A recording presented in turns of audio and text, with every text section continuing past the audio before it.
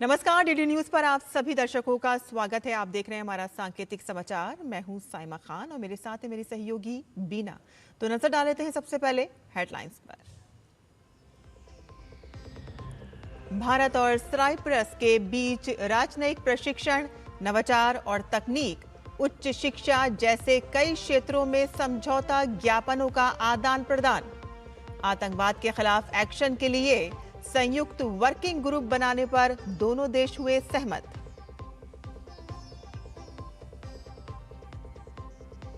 नक्सल मुक्त अभियान की सफलता के बाद अब घुसपैठ पर सरकार की जीरो टॉलरेंस नीति। गृह मंत्री अमित शाह की स्मार्ट बॉर्डर योजना की घोषणा। सीमा की सुरक्षा ग्रिड, ड्रोन, रडार और उन्नत कैमरों से होगी निगरानी।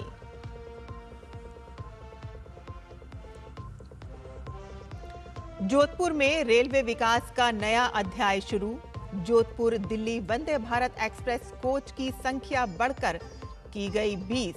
जैसलमेर अहमदाबाद के बीच भी नई ट्रेन सेवा हुई शुरू। भारत की अध्यक्षता में 26 मई को क्वाड विदेश मंत्रियों की बैठक। ऑस्ट्रेलिया, जापान और अमेरिका के विदेश सचिव मार्को रूबियो बैठक में होंगे शामिल। कई अहम वैश्विक चुनौतियों पर चर्चा होने की उम्मीद।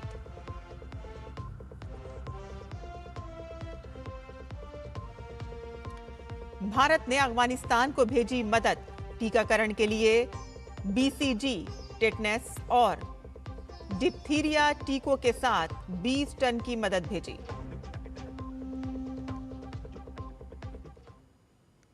और अब समाचार विस्तार से। भारत साइप्रस ने अपने संबंधों को रणनीतिक स्तर तक की साझेदारी बनाने की घोषणा की है और प्रधानमंत्री नरेंद्र मोदी और साइप्रस के राष्ट्रपति निकोस क्रिस्टोडोलाइडिस ने की मौजूदगी में कई अहम विषयों पर समझौता ज्ञापनों का आदान प्रदान हुआ। दोनों देशों के बीच राजनयिक प्रशिक्षण, नवाचार और तकनीक, उच्च शिक्षा और अनुसंधान और संस्कृति सहयोग जैसे क्षेत्रों में समझौता ज्ञापनों में हस्ताक्षर हुए। तो वहीं आतंकवाद के खिलाफ एक्शन के लिए संयुक्त वर्किंग ग्रुप बनाने पर भी सहमति बनी और इसके अलावा दोनों देशों ने सर्च और रेस्क्यू ऑपरेशन के दौरान तकनीकी सहयोग पर भी सहमति जताई। भारत और साइप्रस के बीच यह स्ट्रेटेजिक पार्टनरशिप दोनों देशों के फाइनेंशियल और सर्विसेज हब को जोड़कर कॉमर्स के लिए कैपिटल अनलॉक करेगी। यह साइप्रस के इंफ्रास्ट्रक्चर, एनर्जी और एग्रीकल्चर सेक्टर में भारतीय कंपनीज के लिए नए अवसर प्रदान करेगी और भारत के तेजी से बढ़ते शिपिंग और मैरीटाइम क्षेत्रों में नया निवेश लेकर आएगी। हम साइप्रस के साथ मिलकर गिफ्ट सिटी को एक ग्लोबल फाइनेंशियल और सर्विसेज हब बनाने के विजन को गति देंगे और दोनों देशों के इनोवेशन और स्टार्टअप इकोसिस्टम के बीच कनेक्ट बढ़ाएंगे। प्रधानमंत्री नरेंद्र मोदी ने कहा कि भारत लोकतांत्रिक मूल्यों, साझा विश्वास जैसे मूल्यों के प्रति प्रतिबद्ध है और जब भारत और यूरोप के संबंध नए स्वर्णिम युग में प्रवेश कर रहे हैं तब एक गेटवे की तरह साइप्रस की भूमिका अहम है। उन्होंने कहा कि बीते 10 सालों में साइप्रस का भारत में निवेश दोगुना हुआ है और इसे अगले 5 साल में और भी दोगुना करने का लक्ष्य रखा गया है। साइप्रस भारत के टॉप 10 इन्वेस्टर्स में से एक है। पिछले एक दशक में साइप्रस से भारत में निवेश लगभग डबल हुआ है। दोनों देशों के बीच ट्रस्ट बढ़ा है। Bharat European union free trade agreement से तमाम नई संभावनाएं बनी हैं।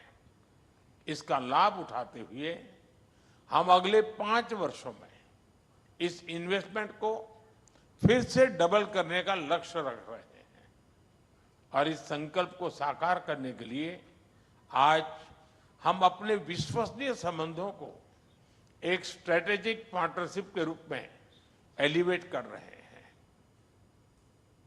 और साइप्रस के राष्ट्रपति निकोस क्रिस्टोडोलाइडिस ने इंफ्रास्ट्रक्चर, शिपिंग और आर्थिक क्षेत्रों में सहयोग बढ़ाने के लिए एक संयुक्त कार्यबल ज्वाइंट टास्क फोर्स के गठन पर प्रसन्नता व्यक्त की। उन्होंने जोर देकर कहा है कि ये समझौते दोनों देशों के बीच बढ़ती रणनीतिक साझेदारी की गहराई को दर्शाते हैं। And I'm very pleased that one of the deliverables today is the creation of a joint task force on cooperation in key sectors such as infrastructure, shipping, and economic cooperation. And at the same time, I'm very pleased that building on the joint declaration on the implementation of our strategic partnership agreed during Prime Minister's visit last year, our two countries signed today a series of memoranda of understanding and a roadmap to further deepen cooperation across strategic sectors. Together, these agreements reflect both the breadth of our partnership and our shared commitment. Cyprus के राष्ट्रपति के रूप में निकोस क्रिस्टोडोलाइडिस का भारत का पहला दौरा है और विदेश मंत्रालय में सचिव पश्चिम सीबी जॉर्ज ने प्रेस वार्ता के दौरान जानकारी दी कि दोनों नेताओं ने आपसी सहयोग को और मजबूत बनाने के साथ साथ द्विपक्षीय संबंधों को रणनीतिक साझेदारी में बदलने पर जोर दिया है और साथ ही साइप्रस ने आतंकवाद के खिलाफ भारत के रुख का समर्थन करते हुए इस दिशा में साथ मिलकर काम करने की प्रतिबद्धता दोहराई। Honorable Prime Minister Modi and President of Cyprus held wide-ranging discussions in the meeting at Hyderabad House today. Discussions focused on enhancing cooperation in trade and investment, defense, maritime security, financial connectivity, technology and innovation, mobility, education, culture, and India-EU engagement. They also exchanged perspectives on regional and global issues of concern. Both leaders reiterated their commitment to combating terrorism in all its forms and manifestations, including cross-border terrorism. दोनों देशों के बीच कई महत्वपूर्ण समझौतों पर हस्ताक्षर भी हुए, जिसमें कूटनीतिक प्रशिक्षण, नवाचार और प्रौद्योगिकी, उच्च शिक्षा और शोध के क्षेत्रों में भी समझौते शामिल हैं। Both sides exchanged various government-to-government MOUs and agreements signed during the visit. I would like to just touch upon the MOUs agreements signed. An MOU on establishing a joint working group on counter-terrorism. An MOU in the field of diplomatic training between the Sushma Swaraj Institute of Foreign Service and the Diplomatic Academy of Cyprus. An MOU on cooperation in the field of higher education and research. An MOU on cultural collaboration and cooperation. MOU on innovation and technology. This is signed between the Ministry of Research, Innovation and Digital Policy of the Republic of Cyprus and our MeitY Ministry. केंद्रीय गृह एवं सहकारिता मंत्री अमित शाह ने आज दिल्ली के विज्ञान भवन में सीमा सुरक्षा बल BSF अलंकरण समारोह एवं रुस्तम जी स्मृति व्याख्यान को संबोधित किया। अपने संबोधन में उन्होंने कहा कि अब वह समय आ गया है कि जब उस घुसपैठ कार्यक्रम को रोका जाए जो वर्षों से बिना किसी रोक टोक के चल रहा है। 5 दशक पुरानी एक समस्या अब खत्म हो रही है और भारत अब नक्सल मुक्त हो चुका है। और साथ ही उन्होंने बताया कि प्रधानमंत्री ने हाई पावर डेमोग्राफी मिशन की शुरुआत की है, जिसकी घोषणा कुछ ही दिनों में की जाएगी और यह high power demography mission BSF और सीमा सुरक्षा बल के जवानों को कुछ चिन्हित पॉइंट्स भी उपलब्ध कराएगा। कि अब समय आ गया है कि सालों से जो घुसपैठ का कार्यक्रम बेरोक टोक चलता है उसको हमें रोक देना पड़ेगा। मैं कई सारे रिटायर्ड पुलिस अफसरों ने मुझे कहा था कि नक्सल मुक्त अभियान हाथ में मत लीजिए, हो नहीं सकता, इनसे संवाद कीजिए।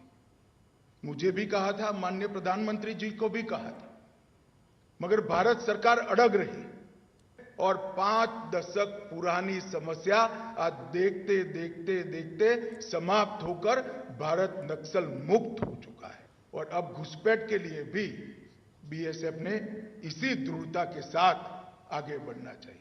प्रधानमंत्री जी ने हाई पावर डेमोग्राफी मिशन की शुरुआत की है। कुछ ही दिनों में इसकी घोषणा हो जाएगी।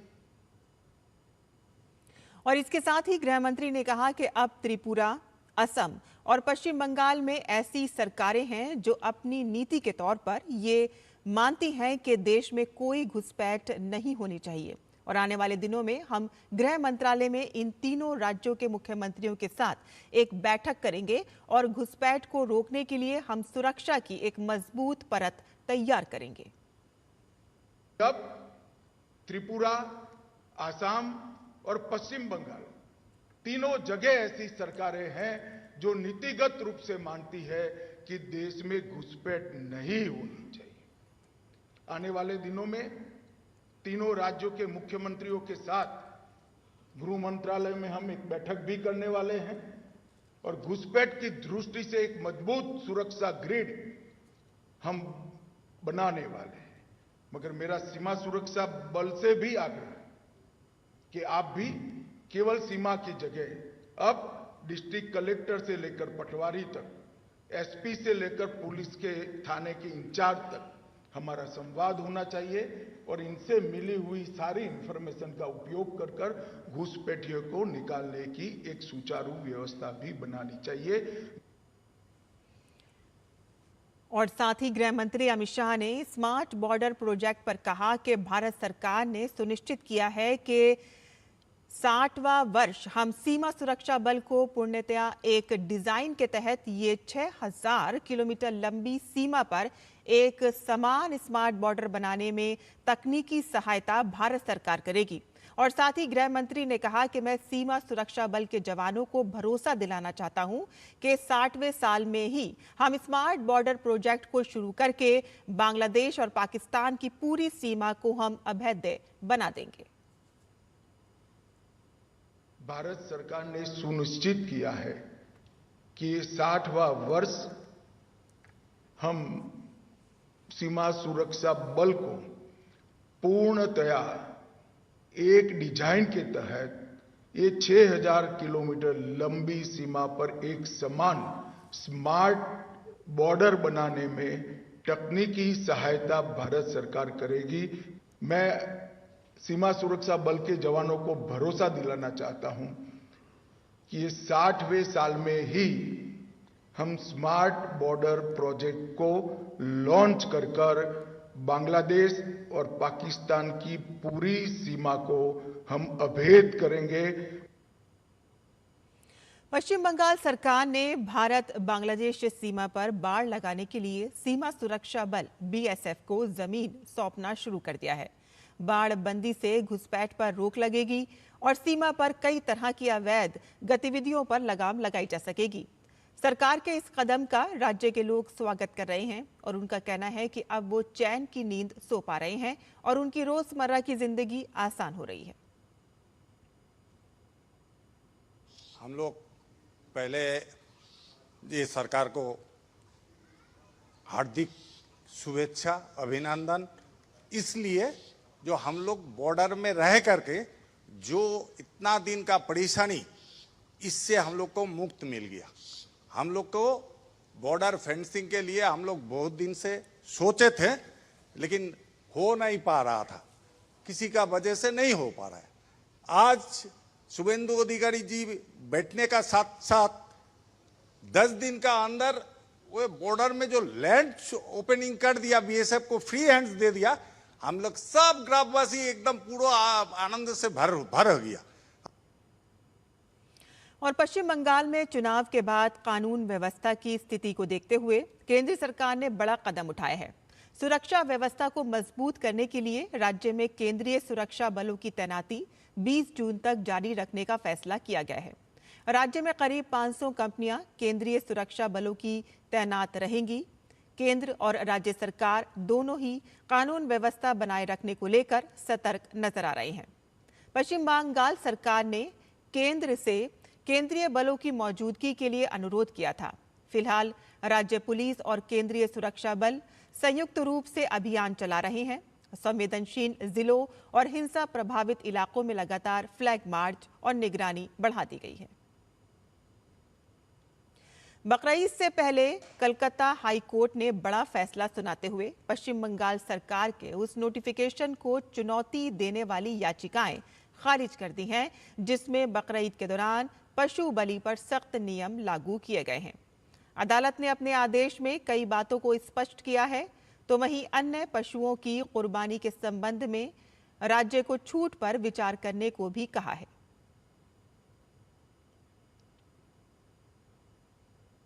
और यहां बुलेटिन में लेते हैं एक छोटा सा ब्रेक। हम जल्द हाजिर होंगे। आप देखते रहिए डीडी न्यूज।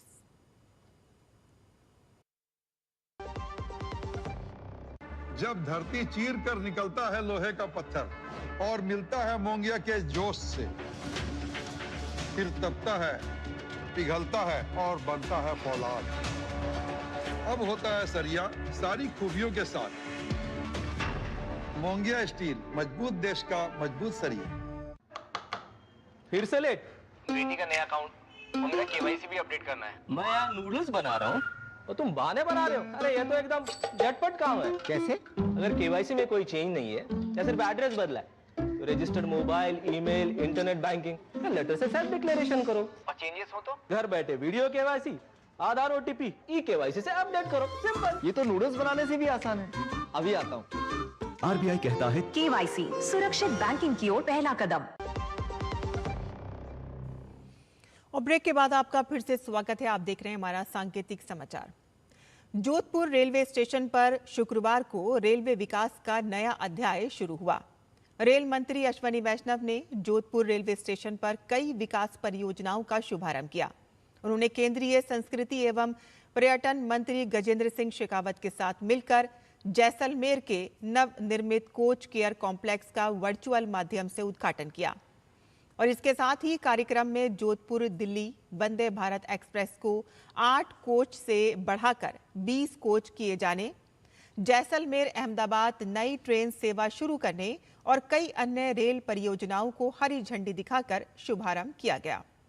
रेल मंत्री अश्विनी वैष्णव ने कहा कि जोधपुर और पश्चिमी राजस्थान के प्रवासियों की लंबे समय से अधिक रेल सेवाओं की मांग रही है और इसी को ध्यान में रखते हुए चेन्नई, पुणे और हैदराबाद, मुंबई सहित कई शहरों के लिए नई ट्रेन सेवाएं शुरू की गई हैं। जोधपुर से दिल्ली की जो वंदे भारत ट्रेन है, इसका 8 कोच से अपग्रेडेशन करके 20 कोच की गाड़ी बनाया जा रहा है। विगत कुछ समय में जोधपुर से चेन्नई के लिए, पुणे के लिए, साथ ही साथ हैदराबाद के लिए कई नई गाड़ियां शुरू हुई है। तो ये सब जो नई फैसिलिटी शुरू हुई है, इसका लाभ सभी निवासियों को मिल रहा है।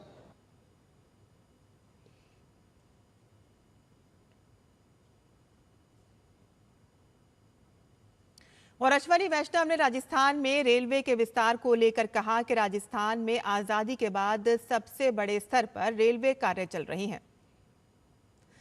घाघरा, बांदीकुई, अजमेर, चित्तौड़गढ़, लूनी, भिलड़ी, रेवाड़ी और खाटूवास और सवाई माधोपुर, जयपुर सहित कई रेल खंडों पर डबलिंग कार्य जारी है। तो वहीं मारवाड़ जंक्शन से मावली तक गेज कन्वर्जन, टनल निर्माण और नई रेल लाइनों का कार्य भी तेजी से चल रहा है। और इस मौके पर गजेंद्र सिंह शेखावत ने कहा कि रेल मंत्री अश्विनी वैष्णव ने भारतीय रेलवे को नई पहचान दी है और प्रधानमंत्री नरेंद्र मोदी के नेतृत्व में भारतीय रेल विश्व स्तरीय सुविधाओं की ओर तेजी से बढ़ रही है। उन्होंने कहा कि रेल केवल परिवहन का साधन नहीं बल्कि भारत की जीवन रेखा है। प्रधानमंत्री नरेंद्र मोदी की ईंधन बचत और सतत जीवन शैली की अपील को ब्रिक्स देशों तक पहुंचाने के लिए केंद्रीय विधि एवं न्याय राज्य मंत्री अर्जुन राम मेघवाल ने गांधीनगर में ब्रिक्स प्रतिनिधियों के साथ साइकिल चलाकर पर्यावरण संरक्षण का संदेश दिया। ब्रिक्स न्याय मंत्रियों की बैठक 2026 के लिए विभिन्न देशों के प्रतिनिधि गांधीनगर पहुंचे हैं और इस अवसर पर पर्यावरण संरक्षण, स्वस्थ जीवन शैली, हरित शहरों और आने वाली पीढ़ियों के लिए टिकाऊ भविष्य के प्रति जागरूकता फैलाने के उद्देश्य से साइकिलिंग की गई।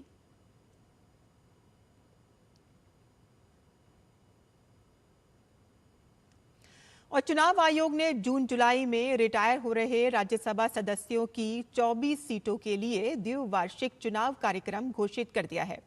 मतदान 18 जून को सुबह 9 बजे से शाम 4 बजे तक होगा। 10 राज्यों की 24 सीटों पर चुनाव होंगे। नामांकन की प्रक्रिया 1 जून से शुरू होगी, जबकि नामांकन दाखिल करने की अंतिम तिथि 8 जून निर्धारित की गई है। नामांकन पत्रों की जांच 9 जून को होगी और उम्मीदवार 11 जून तक अपना नाम वापस ले सकेंगे। 18 जून की शाम 5 बजे से मतगणना शुरू की जाएगी।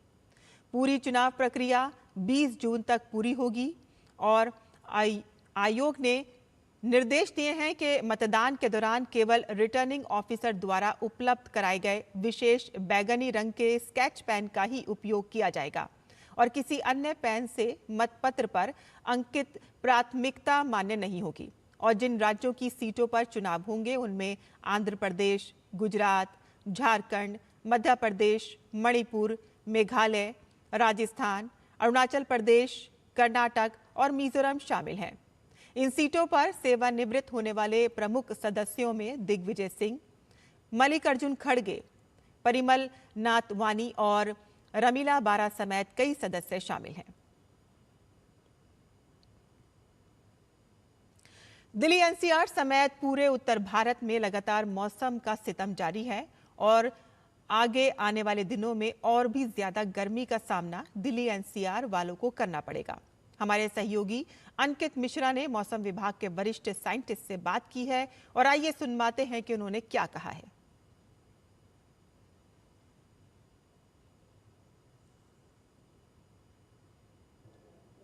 दिल्ली एनसीआर समेत पूरे उत्तर भारत में इन दिनों हीट वेव यानी कि लू का थपेड़ा लग रहा है और ऐसे में क्या कुछ मौसम विभाग कह रहा है, इसी को बातचीत करने के लिए, समझने के लिए मेरे साथ सीनियर साइंटिस्ट डॉक्टर नरेश हमारे साथ मौजूद है। सर, क्या कुछ बताएंगे?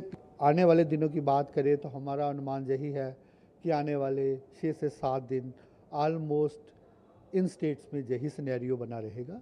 अगर आप जब मैप में देखें तो हमारा पंजाब, हरियाणा, उत्तर प्रदेश, मध्य प्रदेश, छत्तीसगढ़, विदर्भा, देन तेलंगाना, आंध्र प्रदेश, उड़ीसा, इन सभी राज्यों के लिए ऑरेंज अलर्ट है और इसके अलावा राजस्थान के लिए, बिहार और झारखंड के लिए हमारा येलो अलर्ट है। और अगर आप रेनफॉल की बात करें तो इस समय एक वेस्टर्न डिस्टर्बेंस प्रभाव कर रहा है, जिसका प्रभाव वेस्टर्न हिमालय रीजन में ही रहेगा। आने वाले 3 से 4 दिन हमारा अनुमान है। देखिए, अभी जो हमारा मानसून है वो अंडमान निकोबार कवर कर चुका है और बाकी कुछ बे के हिस्से कवर किए हैं और जो हमारा अभी उसमें स्टेटमेंट है यही है कि आने वाले कुछ दिनों में जो बे ऑफ बंगाल और कुछ नॉर्थ में इन बे ऑफ बंगाल के हिस्से ही ज़्यादा कवर करने का स्कोप है। कैमरामैन आशीष के साथ अंकित मिश्रा, डीडी न्यूज़, दिल्ली। के साथ ही हमारा ये सांकेतिक समाचार यहीं खत्म होता है। मुझे और मेरी सहयोगी बीना को अनुमति दें, लेकिन आप देखते रहिए डीडी न्यूज़। नमस्कार।